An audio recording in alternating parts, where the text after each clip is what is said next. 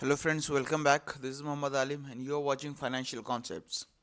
तो आज हम बात करने वाले हैं बजट से रिलेटेड कुछ इंपॉर्टेंट टॉपिक्स के ऊपर। तो जैसा कि आप सबको मालूम है कि 1 फ़ेब ज़्यादा दूर नहीं है और सबको मालूम है कि बहुत बड़ा दिन है हमारे इंडिया के पर्सपेक्टिव से देखा जाए तो उस दिन बजट आने वाला है।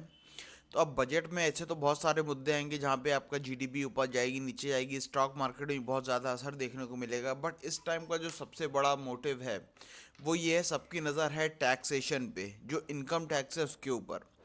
देखिए यहाँ पे जो निर्मला सीतारमन जी ने जो स्लैब रेट्स लगाए हुए हैं, पहली बात तो मैं आपको बता दूं, जैसे कि आप सबको मालूम है दो टैक्स रिजीम्स इस टाइम पे है 2024 के बजट तक। यानी कि एक ओल्ड टैक्स रिजीम थी, एक न्यू टैक्स रिजीम थी।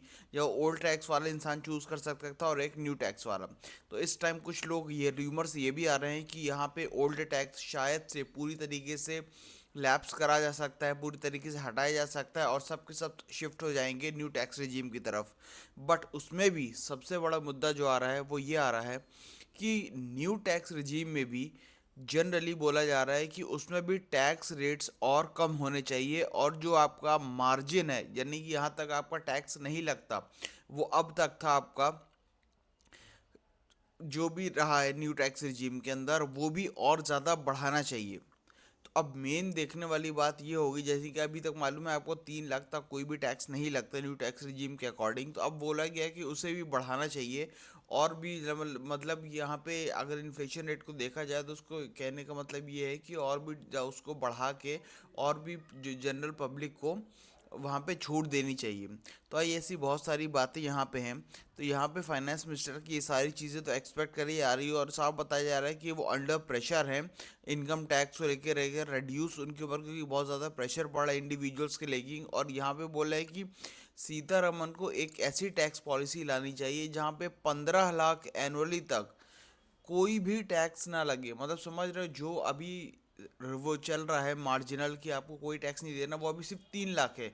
अब लोगों का कहना ये है कि 15 लाख तक कोई टैक्स नहीं भरे, जितना भी टैक्सेशन के रेट्स इम्प्लीमेंट होंगे वो 15 लाख के ऊपर हों। तो ऐसा तो जनरली मुझे पॉसिबल नहीं लग रहा है जहाँ तक इनकी बात करूँ तो। बट हाँ, थोड़ा बहुत रिलैक्सेशन देने की चांसेस हैं, बट ऐसा पूरी लग रहा है कि 15 लाख तक कोई टैक्स ना हो। और जैसे कि मालूम है कि पिछले 2 साल में बहुत कम ग्रोथ रेट देखने को मिली है हमें इंडिया की।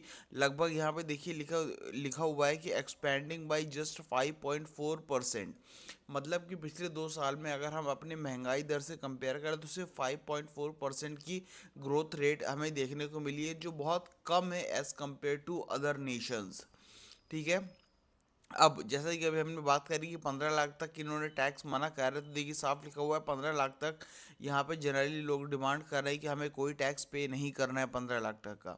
और इन्फ्लेशन रेट जैसा कि लोग देख रहे हैं कि बढ़ता ही जा रहा है, बढ़ता ही आ रहा है। इस टाइम पे जो 4% चल रहा है, तो कहीं ना कहीं लोगों को दिक्कत आ रही है अपने डेली रिक्वायरमेंट्स को भी मीट करने के लिए। तो अब ऐसे कंसर्निंग सिचुएशंस में, ऐसे अलार्मिंग सिचुएशंस में आप लोगों की क्या राय है, कमेंट सेक्शन में ज़रूर बताइए। क्या रेट सच में आपको लगता है कि 15 लाख तक गवर्नमेंट सरकार जो है अपनी वो टैक्स माफ़ करेगी?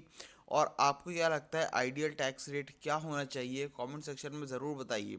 और ऐसी ही अपडेटेड इन्फॉर्मेशन पाने के लिए आप इस चैनल को सब्सक्राइब करें, लाइक करें। Thank you so much.